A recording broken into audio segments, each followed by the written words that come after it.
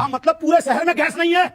अरे आज मेरे बाबूजी का श्राद्ध है रवि, पूरे गांव के पंचों को न्योता दिया है मैंने। बाबूजी, एजेंसी वाले ने हाथ खड़े कर दिए, पीछे से हड़ताल चल रही है, ब्लैक में भी कोई सिलेंडर नहीं दे रहा। मैंने 3 गांव छान मारे, कहीं एक बूंद गैस नहीं मिली। ये खन खन कर रहा है ये लोहा, और ये लोहा आज मेरे बाप दादा की इज्जत को बीच चौराहे पर नीलाम कर देगा। अगर आप इजाजत दें तो एक उपाय है, खाना 2 बजे तक बन जाएगा, हमें एजेंसी वाले की कोई जरूरत नहीं है। उपाय? तू जादू टोना करेगी क्या, या फूंक मार के चूल्हा जलाएगी? जाकर अंदर बैठ, ये मर्दों का काम है, हम कुछ जुगाड़ कर लेंगे। बाबूजी, ये जादू नहीं विज्ञान है। हमारे तबेले में गाय का इतना सारा ताजा गोबर है और वो नीला वाला बड़ा ड्रम भी खाली है। मैं सिर्फ 1 घंटे में गोबर गैस का देसी जुगाड़ बना सकती हूँ। कम से कम इतना खाना तो बन ही जाएगा कि पंचों की पत्तल खाली न रहे। क्या बकरी है तू? गोबर? मेरे बाबूजी के श्राद्ध का पवित्र खाना तू गोबर की गैस से बनाएगी? इस घर की बहू अब आंगन में कबाड़ और गोबर सानेगी? यही दिन देखना बाकी रह गया था। सुमन, पागल हो गई है? बाबूजी पहले ही परेशान है और तू गोबर गैस की कहानियां सुना रही है। ये सब किताबों में होता है, असलियत में भी होता है रवि जी। मैंने अपने मायके में कॉलेज के प्रोजेक्ट में ये खुद बनाया है। बस एक प्लास्टिक का पाइप और उस ड्रम का ढक्कन टाइट करना है।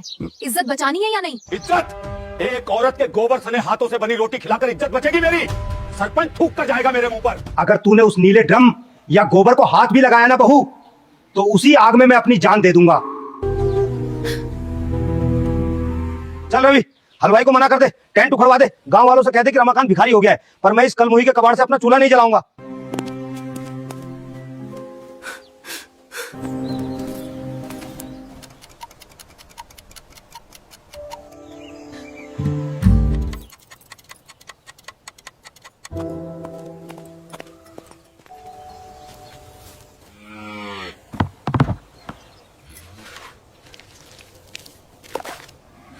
आधी छुट्टी कॉलेज में सब हंसते थे जब मैं बायोगैस के प्रोजेक्ट पर काम करती थी। कहते थे गोबर गैस वाली मैडम। आज यही गोबर मेरे ससुर जी की इज्जत बचाएगा। बस थोड़ा और।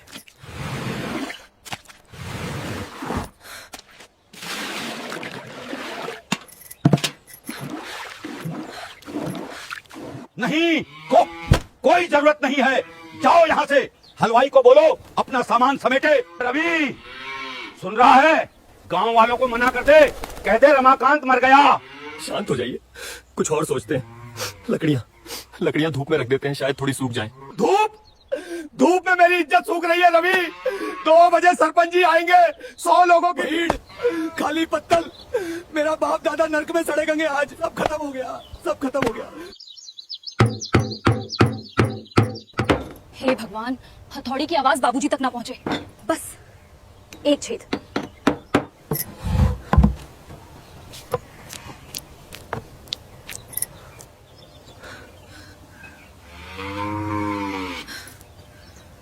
लीक नहीं होना चाहिए। अगर लीक हुआ तो आंच नहीं पकड़ेगी।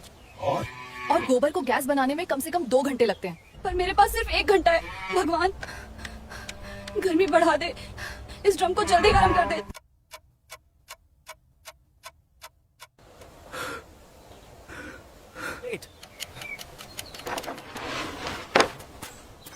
बाबूजी, सुमन काफी देर से दिख नहीं रही है। वो गौशाला की तरफ गई थी, मैं जाके देखूं? छोड़, उसे भी अपनी लाज प्यारी होगी, जाकर अपने कमरे में छिप गई होगी।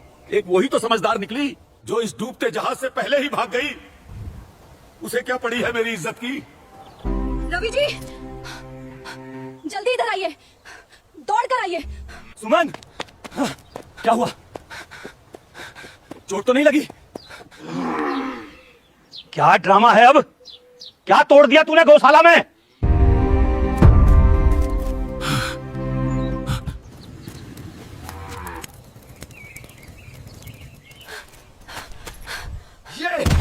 ये क्या गंदगी फैलाई है तूने? मैंने मना किया था ना, मेरी बात काट कर तूने ये गोबर खाना इस कबाड़ को मेरे पवित्र आंगन में लाया। 1:45 बज चुके हैं। गोबर गैस बनने में वक्त लगता है, पर मैंने ड्रम के नीचे थोड़ी गीली लकड़ियां जला के उसे गर्म किया है। गैस बननी शुरू हो गई होगी। बस एक मौका दीजिए। मौका? तूने मेरे हुक्म की अवहेलना की है बहू। तूने इस घर की पवित्रता भंग कर दी। हट जा सामने से। बाबूजी नहीं, सुमन तू हट जा। बाबूजी को और गुस्सा मत दिला, ये सब ठीक नहीं है। रोक लीजिए मुझे बाबूजी, पर ये चूल्हा मैं जला कर ही रहूंगी। अगर आंच नहीं निकली तो ये लाठी मेरे सिर पर, और अगर निकल आई तो ये लाठी उस टेंट वाले के सिर पर जो सामान समेट रहा है।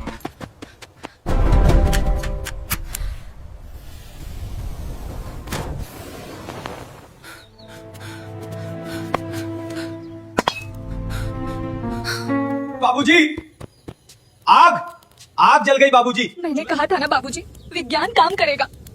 आग जल गई है, अब हमारे मेहमान भूखे नहीं लौटेंगे। बंद कर इसे, अभी इसी वक्त बुझा इस आग को। बाबूजी, आप क्या कह रहे हैं? 1:45 बज गए हैं, बाहर लोग आना शुरू हो गए हैं। तू अंधा हो गया है रवि, ये आग नहीं, इस कलमुही का घमंड जल रहा है। मेरे बाबूजी के श्राद्ध का पवित्र खाना ये गोबर की गैस पर बनाएगी। गांव के पंच मुझे समाज से बाहर निकाल देंगे। नहीं बाबूजी, आप इस आग को नहीं बुझा सकते। ये आग सिर्फ चूल्हे में नहीं जली है, ये इस घर की इज्जत बचाने के लिए जली है। तू मुझे इज्जत सिखाएगी? मेरे बाप दादाओं ने हमेशा शुद्ध देसी घी और सूखी लकड़ियों पर श्राद्ध का खाना बनवाया है। एक औरत के गोबर सने हाथों से निकली इस अशुद्ध आग पर मैं अपने बाप का श्राद्ध नहीं करूंगा। गोबर अशुद्ध कब से हो गया बाबूजी? आज सुबह ही तो मैंने इसी गौ माता के गोबर से इस पूरे आंगन को लीपा है, तब जाकर ये आंगन श्राद्ध के लायक पवित्र हुआ है ना। जब वही गोबर जमीन पर लगे तो वो पवित्र है, और जब वही गोबर आज आपकी पगड़ी को जमीन पर गिरने से बचाने के लिए आग बन जाए तो वो अशुद्ध हो गया। आप धर्म के नाम पर अपना अहंकार बचा रहे हैं बाबूजी। बाबूजी, सुमन बिल्कुल सच कह रही है। किसी को क्या पता चलेगा कि गैस कहां से आ रही है। बस खाना बनने दीजिए, सरपंच जी बाहर आ चुके हैं। तू भी इस औरत की बोली बोल रहा है? ये घर मेरा है और यहाँ मेरे नियम चलेंगे। अगर किसी ने ड्रम देख लिया तो मैं कहीं मुंह दिखाने लायक नहीं रहूंगा। पाइप मत खींचना, एमसील अभी कच्ची है, जोड़ खुल जाएगा और गैस लीक हो जाएगी। मुझे नहीं चाहिए तेरा ये कबाड़।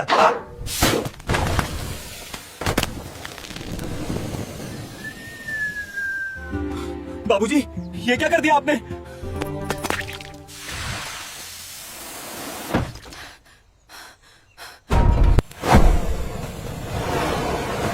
रवि जी, खड़े मत रहिए, हलवाई को आवाज दीजिए, कहिए कढ़ाई चढ़ाए। मैं इस पाइप को नहीं छोड़ूंगी।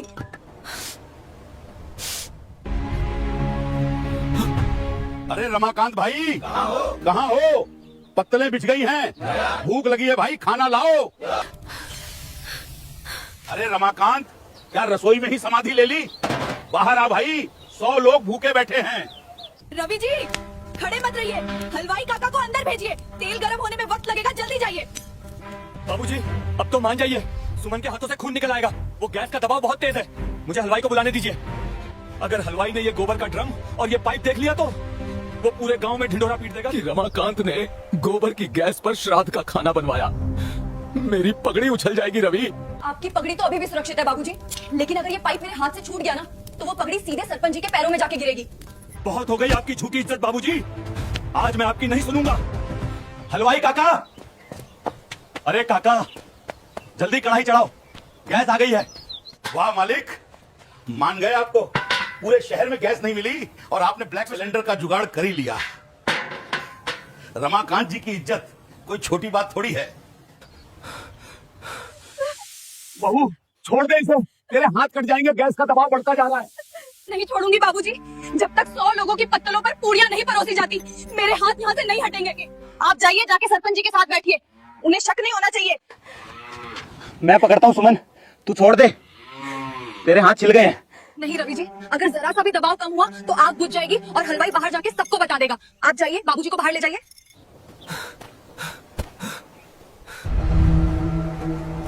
आ गए यजमान, हमने तो सुना था तुम्हारे घर चूल्हा नहीं जल रहा। गांव में खबर थी कि सिलेंडर नहीं है तुम्हारे पास। आप लोगों का आशीर्वाद है सरपंच जी, बाबूजी के पुण्य प्रताप से सब इंतजाम हो गया। पूड़ियां बस तल ही रही हैं। इंतजाम तो हो गया रमाकांत, पर ये अजीब सी बदबू कैसी आ रही है? जैसे जैसे कहीं गोबर सड़ रहा हो।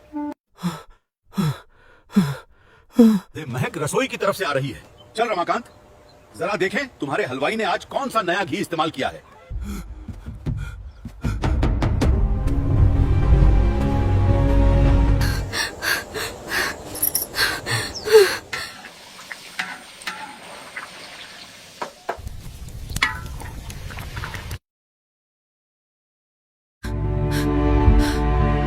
हलवाई काका, ये कैसी महक है रसोई में? तेल जल रहा है क्या, या कहीं कोई जानवर मरा पड़ा है? अरे नहीं सरपंच जी, तेल तो एकदम बढ़िया और ताजा है। ये महक तो बाहर तबेले से आ रही होगी, हवा का रुख इधर है ना, इसलिए। हाँ सरपंच जी, हवा उल्टी चल रही है। आप बाहर पटाल पर बैठिए ना, यहाँ फालतू में ढुआन लग जाएगा आपको। चलिए बाहर। अरे धुआं का है, गैस चूल्हा तो एकदम साफ नीली आंच दे रहा है। और रमाकांत, ये सिलेंडर का है, और ये लाल पाइप देवर के पीछे कहाँ जा रहा है? ये कैसी आवाज है? सिलेंडर लीक हो रहा है क्या? अरे रमाकांत, ये पाइप कहाँ से आ रहा है? कोई बड़ा हादसा हो जाएगा। कुछ नहीं है सरपंच जी, वो चूल्हे का वाल्व थोड़ा ढीला है, बस मैं अभी ठीक कर देता हूँ। आप बाहर पधारिए। हटो तुम, मुझे देखने दो। आज ये बदबू और ये पाइप, दाल में कुछ काला है। ये क्या बदतमीजी है रामाकांत? मुझ पर, गांव के सरपंच पर चिल्ला रहे हो? ऐसा क्या पाप छिपा है इस दीवार के पीछे जो मैं नहीं देख सकता?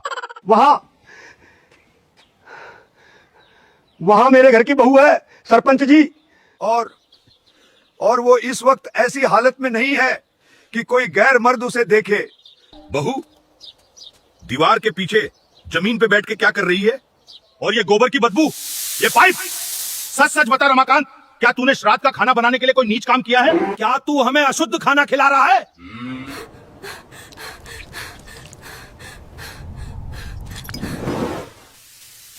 रवि जी, आग बुझ रही है, मेरे हाथों में अब जान नहीं बची, पाइप छूट जाएगा। मैंने कोई नीच काम नहीं किया सरपंच जी। हाँ, मेरे घर में गैस नहीं है, एजेंसी ने सिलेंडर नहीं दिया, और ये खाना, ये मेरे बाबूजी का श्राद्ध, ये गोबर गैस पे बन रहा है। क्या बक रहे हो? गोबर? हाँ गोबर।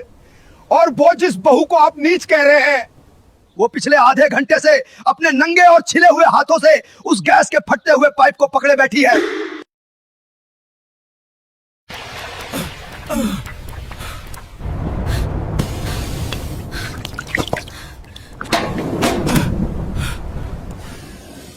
सुमन, सुमन, सुमन, बहू, बहू, बहू। बस सुमन, बस। वॉल बंद कर दिया है। ये क्या कर लिया तूने? इतनी जिद क्यों की? तेरे हाथों की खाल छिल गई है। खाना बन गया रवि जी, वो बाबूजी की इज्जत बच गई। मेहमान भूखे तो नहीं है। मेरी इज्जत तो उसी पल राख हो गई थी बहू, जब मैंने तुझे इस कबाड़ के पास अकेला छोड़ दिया था। मुझे माफ कर दे, मुझे माफ कर दे मेरी बच्ची। तू मेरे घर की लाज बचाने के लिए आग में जल रही थी, और मैं अंधा अपना झूठा घमंड पूज रहा था। मैंने विज्ञान को अछूत समझा और अपनी ही बेटी को बेगानी कर दिया। She is burning up.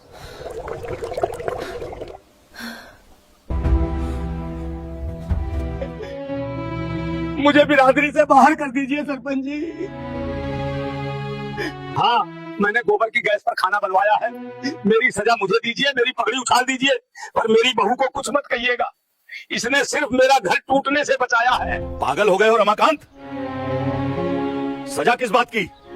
इस बेटी ने आज सिर्फ तुम्हारा चूल्हा नहीं जलाया है रमाकांत, इसने आज पूरे गांव की आंखें खोल दी हैं। जो आग एक बेटी ने अपने खून पसीने और अपनी सूझबूझ से जलाई हो, उससे ज्यादा शुद्ध आग इस दुनिया में कोई हो ही नहीं हो सकती।